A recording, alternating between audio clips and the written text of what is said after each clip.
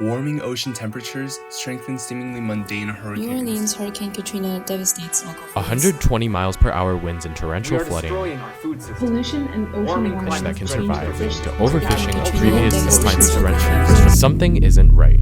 Our everyday weather is rapidly changing year to year, and we are seeing more natural disasters than ever. We can't just keep dumping tons of carbon into the air and burning fossil fuels. We need a different source of energy so that the next generations can live in a cleaner, healthier, and breathable world. One idea is renewable energy. Renewable energy comes from replenishable sources like water, sun, and wind. They are some of the cheapest ways we can start tackling a large portion of our pollution problems now. The US Department of Energy predicts that by 2035, wind energy will make up 35% of US energy generated, and by 2050, there will be 100,000 jobs in wind energy development. But how do we find people to do these jobs? Hi, my name is Willa, and this is why, last year, I started the Hopkins Student Wind Energy Team. Our team is one of 13 teams from U.S. schools competing in the National Renewable Energy Lab's Collegiate Wind Competition. Our team has been working on designing, manufacturing, testing, and prototyping a fully functional miniature wind turbine.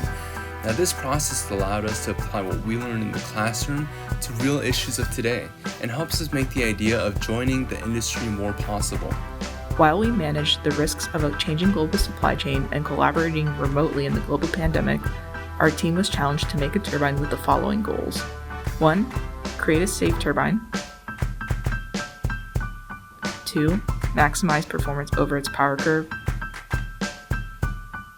And 3. Make the turbine autonomous. Our turbine has 4 key subsystems. The rotor and blades use the forces in the wind to spin a shaft.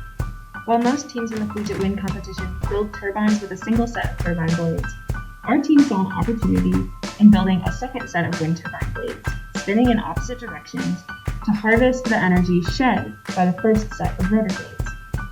The generator and transmission turn the energy of spinning shafts into electricity. It is made up of a brushless motor driven to produce electricity, and a timing belt for combining the power from the 2 turbines' rotating shafts.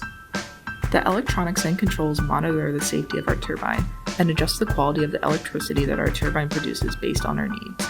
It is made up of current, voltage, and shaft speed sensors to monitor wind turbine performance in real time, a microcontroller and linear actuator to manipulate the angle of the turbine blades, a series of power resistors that we are using as a changing load based upon wind turbine performance, and low-level logic circuits to stop the turbine when there is a fault, such as our load disconnecting or when an emergency stop button is pressed. The structure holds everything together, positioning the turbine into the wind. It is made up of a tower and passive yaw bearing assembly, which uses the forces in the wind to rotate the turbine until it is centered in the airstream. The structure also supports the rotating shafts, generator, and transmission. We tested our turbine in the Corson Wind Tunnel in Professor Lee's lab on the campus. Our prototype successfully spun 2 sets of turbine leads, and we could monitor our power output with our custom electronics. Here are the results of our test. Our turbine is safe enough, and it automatically shuts down whenever the emergency button is pressed or the load is disconnected from the turbine. We maximized performance. We produced positive power at 4 meters per second wind speed, reaching a maximum of 30 watts at 11 meters per second.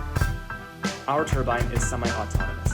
It executes the desired range of pitches with no user input, and we manually select our wind speed and load values.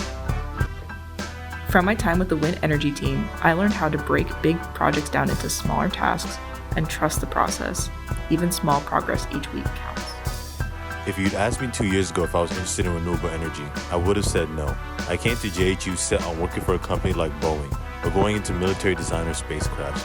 Through my work with the team, I've really gotten to see all the awesome innovation happening in renewable energy, and I'm more open to it now.